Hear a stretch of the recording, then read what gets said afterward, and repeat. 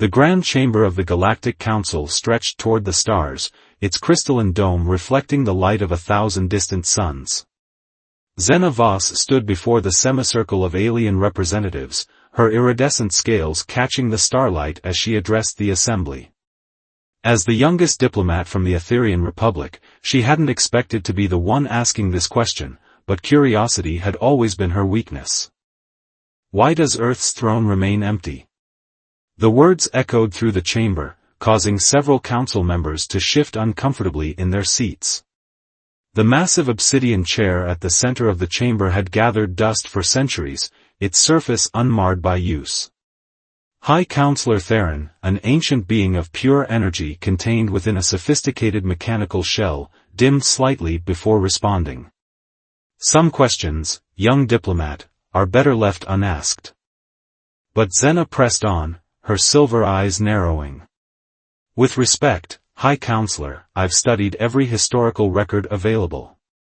Earth was a founding member of this council, yet they simply vanished. No war, no conflict, they just withdrew. That doesn't make sense. A low murmur rippled through the assembly. Counselor Dex, a massive arthropodian from the Hive Collective, clicked his mandibles nervously. The humans made their choice, Ambassador Voss.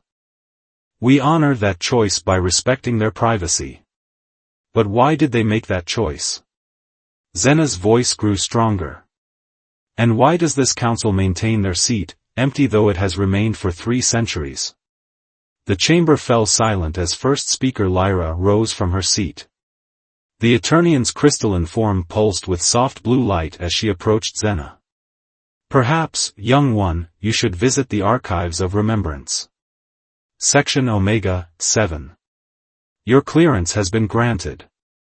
Zena's heart raced. Section Omega, 7 was restricted to all but the highest-ranking officials. Thank you, first speaker, but why? Because you're not the first to ask these questions, Lyra interrupted, her voice carrying a weight Zena had never heard before. But you might be the first ready to hear the answers. Hours later, Zena stood in the depths of the archives, surrounded by holographic displays and ancient data crystals. Her hands trembled as she accessed the first file, dated 3 centuries prior.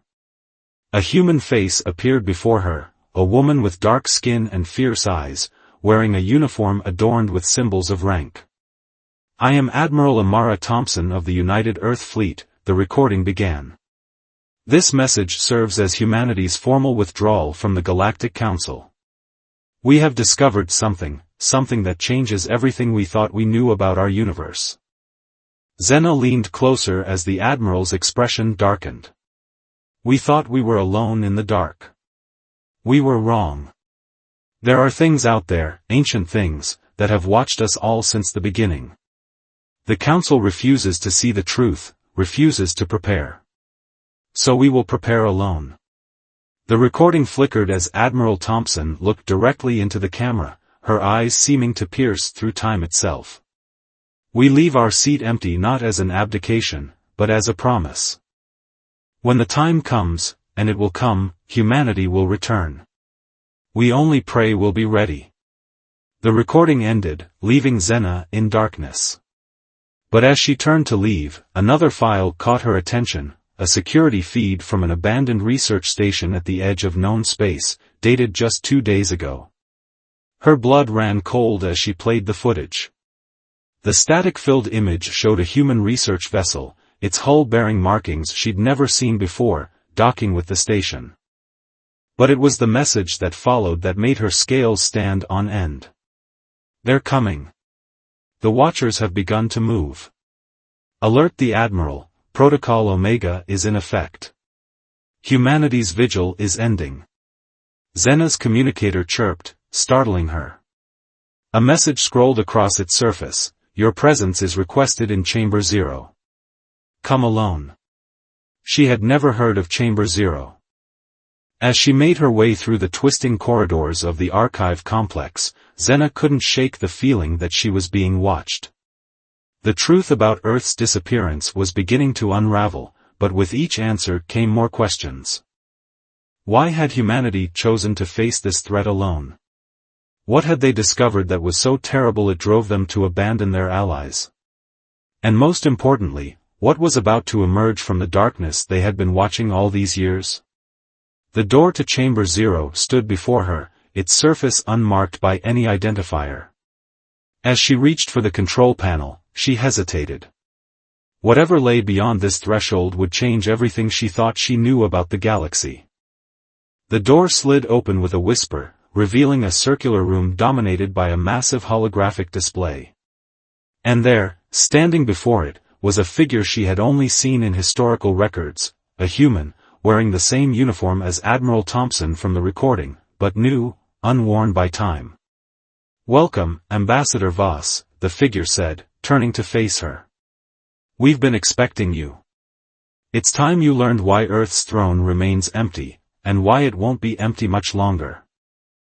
The human before Zena introduced himself as Commander Wraith Sullivan, his weathered face bearing the marks of someone who had seen too much. The holographic display behind him showed star charts she had never seen before, mapping regions of space beyond the Council's jurisdiction. 300 years ago, Sullivan began, his voice carrying the weight of history, humanity discovered something that changed everything. We found evidence of beings that predated not just our civilizations, but the very stars themselves. The hologram shifted, showing ancient structures floating in the void between galaxies. Their architecture defied comprehension, surfaces rippling with geometries that shouldn't exist in normal space. "We called them the precursors," Sullivan continued, manipulating the display with practiced ease. "But that name was a mistake. They weren't gone. They were never gone. They were waiting." Zena's scales rippled with unease. Waiting for what? Sullivan's eyes met hers, dark and serious. "For us to become interesting enough to notice." The commander pulled up another display, this one showing countless sensor readings and data streams. Every civilization follows a pattern.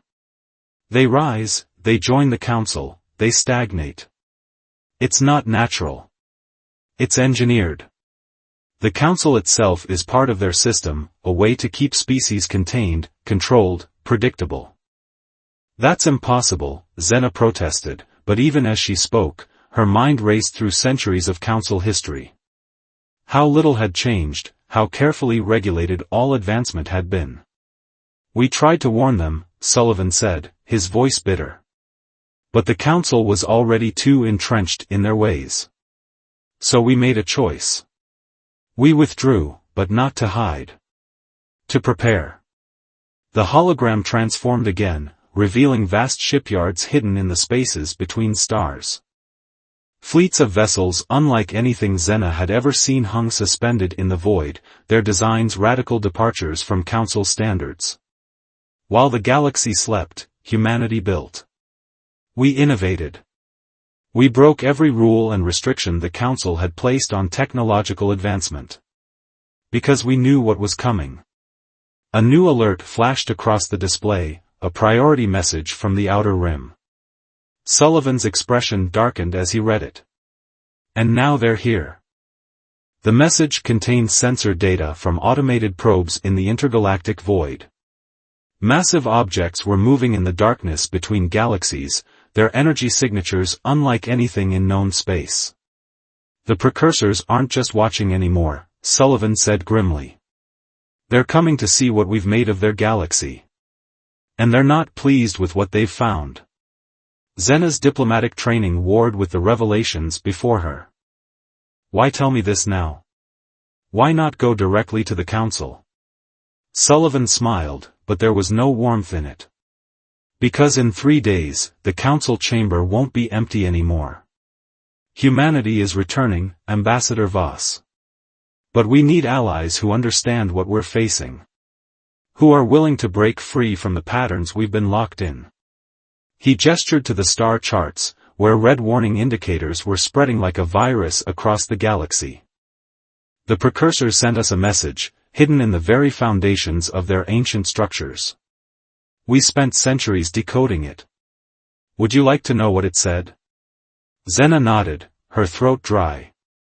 "All that exists is fuel for what comes next," Sullivan quoted. "They don't see us as life, Ambassador. They see us as resources. Raw materials for whatever grand design they're building. And they've decided it's harvest time." A new alert blared through the chamber. Sullivan's face went pale as he read it. "They're moving faster than we predicted. The outer colonies are already going dark." Zena stepped forward, her diplomatic reserve cracking. "What do you need from me?" "Help us convince the Council," Sullivan said.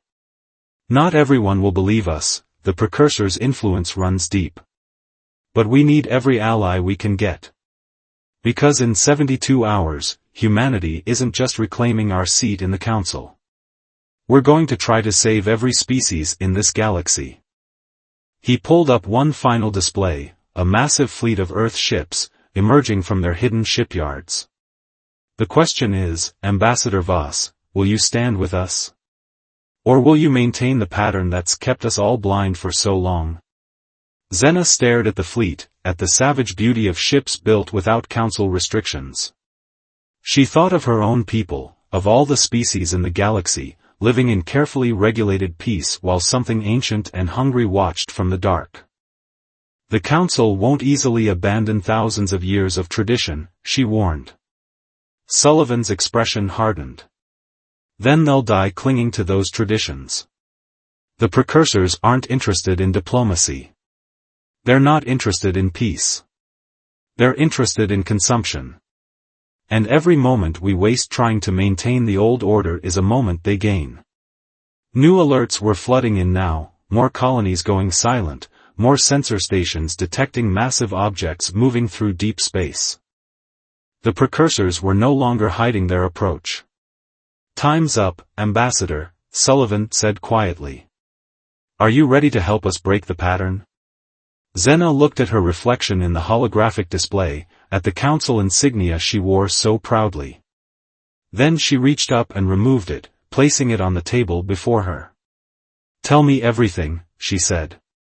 "And let's hope we have enough time left to make a difference." The journey to Earth's hidden command center was unlike anything Zena had experienced. Sullivan's ship passed through regions of space that shouldn't exist, using technology that defied Council physics. They emerged in a massive artificial nebula, its swirling clouds concealing the greatest secret in the galaxy. "Welcome to Project Prometheus," a new voice announced as they docked. Admiral Helena Blackwood stood waiting in the hangar, her uniform bearing insignia Zena didn't recognize. The Admiral's augmented eyes glowed with a subtle blue light, scanning and analyzing everything around her. 3 centuries of preparation, Blackwood said, leading them through corridors filled with technology that made Council innovations look primitive. "While the galaxy slept, we built. While they stagnated, we evolved." They entered a vast command center where hundreds of humans worked at stations monitoring the galaxy. The main display showed the Precursor's advance, massive void ships moving between the stars, each larger than a solar system. "We've confirmed their target," Blackwood announced, bringing up a new hologram. "They're converging on the galactic core. Once they reach it, they'll begin their harvest. Every star, every planet, every living thing, all of it will be converted into energy for their grand design." "How do we stop them?" Zena asked, watching the horrifying projections of the Precursor's path. Blackwood's expression was grim. "With this." The hologram shifted, revealing humanity's true achievement, a fleet of ships unlike anything Zena had imagined. The Lazarus Protocol. Ships built with technology reverse-engineered from precursor artifacts. Weapons designed to fight gods. The ships were massive, their hulls rippling with energy fields that bent space itself. "But they're not enough," Sullivan added. "Not alone. We need the Council races. Their ships, their resources, their people." "The Council will never agree," Zena said. "They're too set in their ways, too convinced of their own." A deafening alarm cut her off. The command center erupted into activity as new data poured in. Multiple precursor vessels have appeared in Council space, an officer announced. They're consuming entire systems. The displays showed it happening, massive void ships engulfing stars, breaking down matter at its fundamental level. Billions of lives vanishing in moments. We're out of time, Blackwood declared. She turned to Xena, her augmented eyes blazing. Ambassador, humanity is about to reveal itself to the galaxy. The Council will be in chaos. We need you to convince them to fight with us, not against us. How? Xena demanded. Even with proof, even with the precursors attacking, how do I make them listen? Sullivan stepped forward, holding a small device. With this. The true history of the galaxy. Every suppressed innovation, every controlled development, every way the precursors have kept us captive in their grand experiment. Once they see it. Another alarm blared. Precursor vessel approaching Galactic Council headquarters, an officer shouted. Estimated arrival, 6 hours. They know we're breaking the pattern, Blackwood said grimly. They're moving to decapitate any potential resistance. She turned to her crew. Begin Operation Daybreak. Launch the fleet.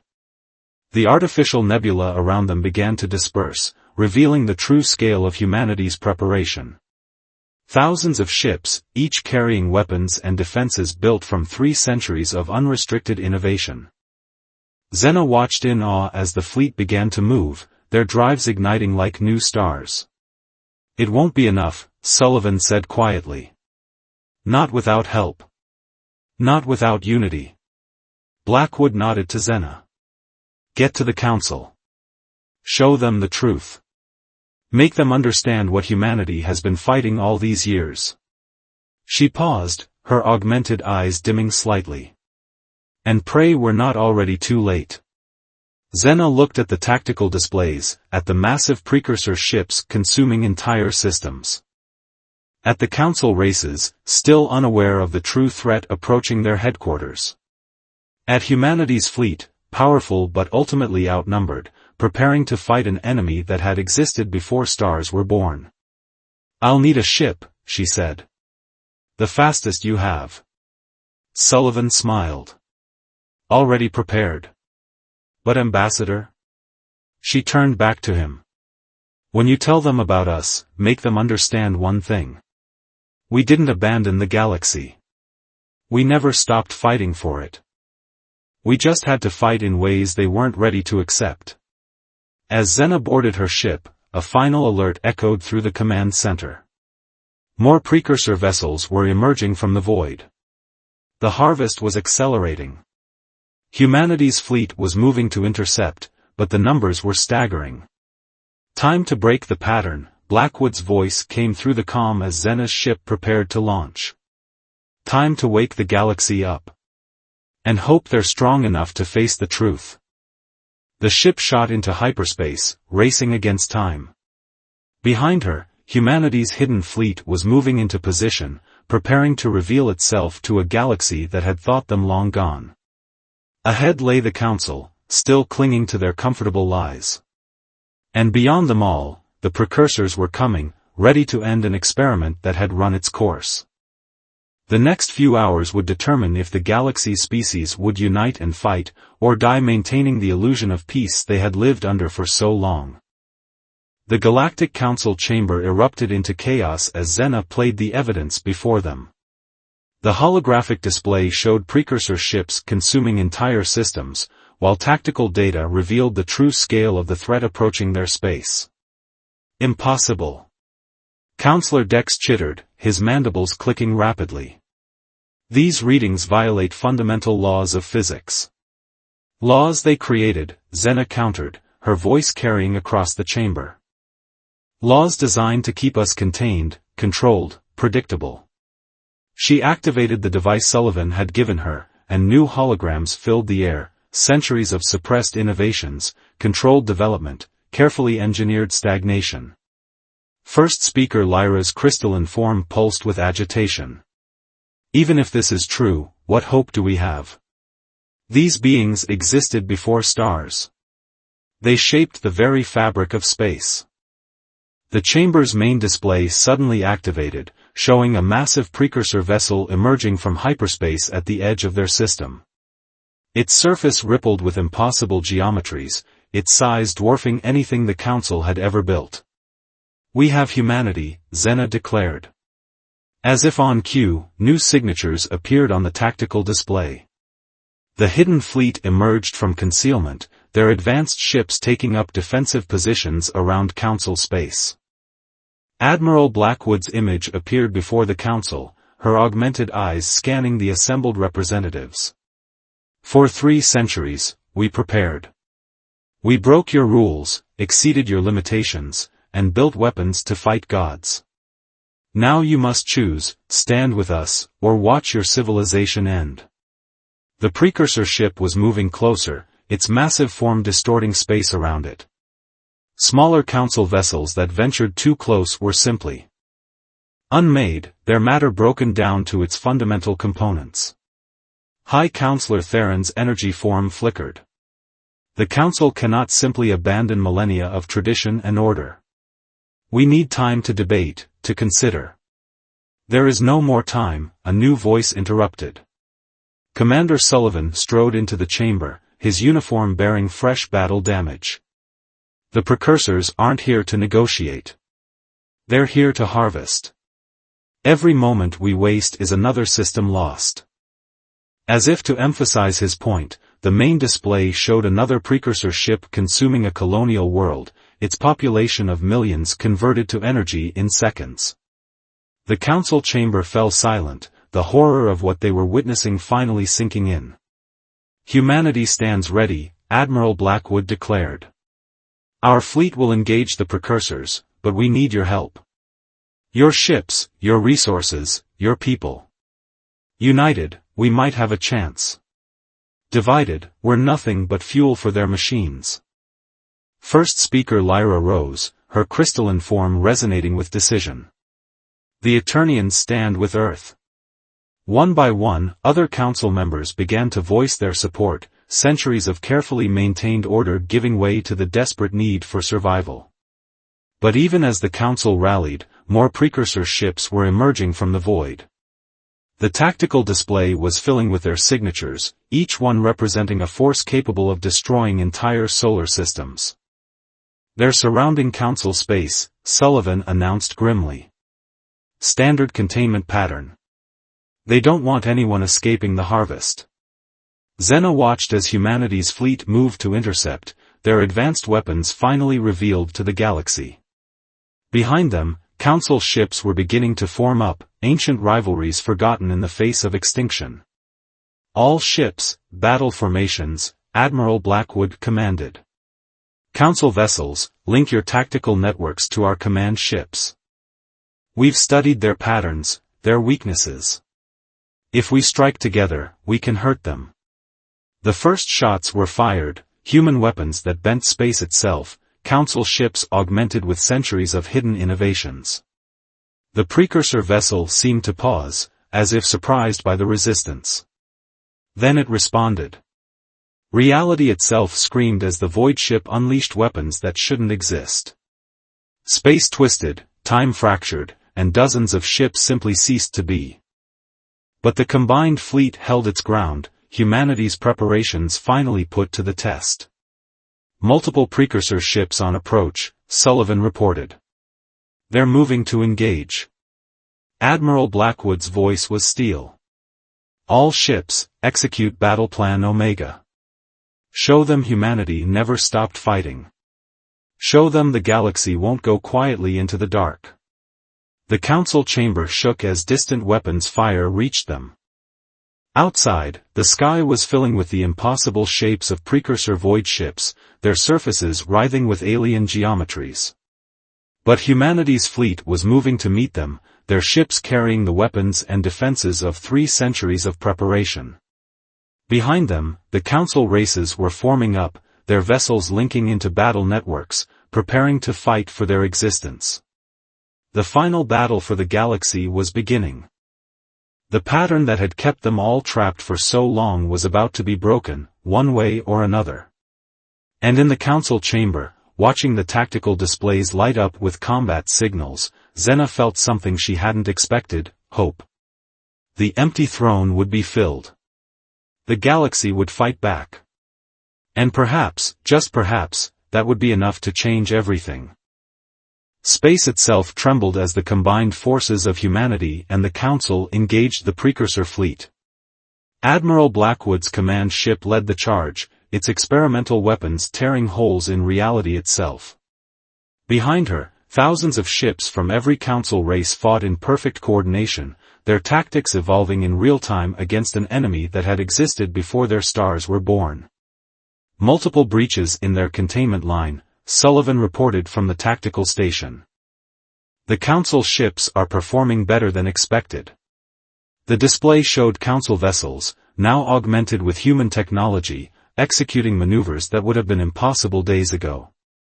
But the precursors were responding. Their void ships began to merge, forming structures that defied comprehension.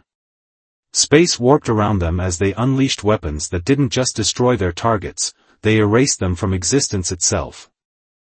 "We're losing too many ships," Xena called from her position in the Council chamber, now transformed into an emergency command center. "The outer defense lines are collapsing." Admiral Blackwood's voice cut through the chaos. "Execute Protocol Prometheus." Her augmented eyes glowed brighter as she interfaced directly with the fleet's systems. Humanity didn't just prepare weapons. We prepared a way to change the rules. Deep within human territory, hidden installations activated. They began broadcasting signals on frequencies that shouldn't exist, creating patterns that rippled through the fabric of spacetime. The precursor ships seemed to hesitate, their impossible geometries fluctuating. "What are you doing?" First speaker Lyra demanded, her crystalline form pulsing with anxiety. "Breaking their pattern," Sullivan explained, his hands flying over the tactical controls. "For millennia, they've controlled how space itself works. Now we're rewriting those laws." The human fleet began moving in new formations, their ships linking together in configurations that mirrored the precursor's own geometric patterns. Energy began flowing between them, creating resonances that shook the foundations of reality. "All Council ships, fall back to secondary positions," Blackwood commanded. "What comes next? You need to be clear of the blast radius." The precursor vessels were reacting now, their surfaces writhing as they tried to counter humanity's interference. But they were slow, too slow. For the first time in their ancient existence, something was happening that they hadn't predicted. "They never expected us to understand their fundamental nature," Sullivan said, watching the tactical display with fierce intensity. "They thought they had limited our development, kept us blind to the true nature of space and time. But humanity never stopped looking," Blackwood continued. "Never stopped pushing boundaries. Every restriction they placed on us became a challenge to overcome. And now, the human fleet's formation was complete. Energy levels were spiking beyond anything Xena's instruments could measure. The precursor ships were moving to stop them, but they were too late. Protocol Prometheus, execute final phase, Blackwood commanded. Reality screamed. The human fleet released their collected energy in a single, synchronized burst. But they weren't attacking the precursor ships, they were attacking space itself. The carefully maintained laws of physics that the precursors had established began to unravel. The void ships shuddered as their control over reality started to slip. The patterns they had maintained for eons were breaking down, replaced by new configurations humanity had designed. "Their power comes from maintaining order," Sullivan explained as the precursor ships began to lose cohesion. "We're introducing chaos they can't control." The battle became a war of reality itself. The precursors fought to maintain their version of physics, while humanity's fleet continued broadcasting their disrupting signals.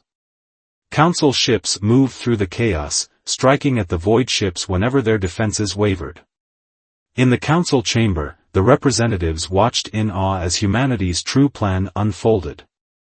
They hadn't just prepared to fight the precursors, they had prepared to fundamentally change how the universe worked. Look! Zena pointed to the tactical display. The precursor ships were starting to break apart, their impossible geometries collapsing as the laws they depended on ceased to function. Some tried to retreat into the void between galaxies, but the new physics humanity had introduced followed them. "They're running," Sullivan announced, his voice thick with emotion. "For the first time in their existence, they're running." The combined fleet pressed their advantage, pushing the remaining precursor ships further from Council space.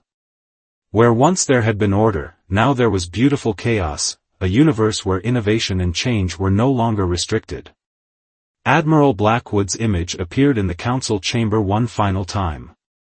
"The threat is contained, but not ended. The precursors will return once they adapt to the new laws of physics. When they do, they'll find a galaxy ready to fight back."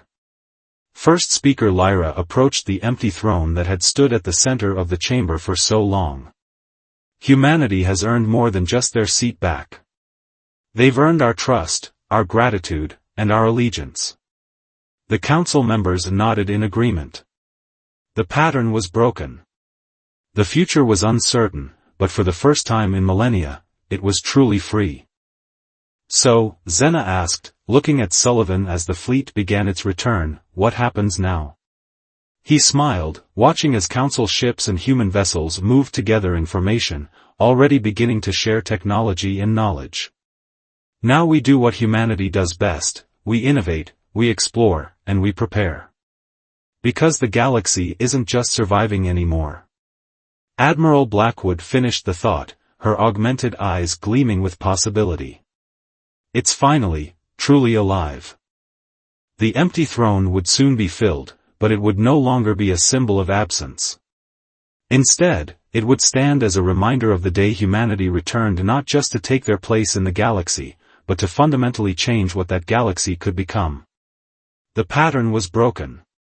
The future was unwritten. And for the first time in cosmic history, it belonged to everyone.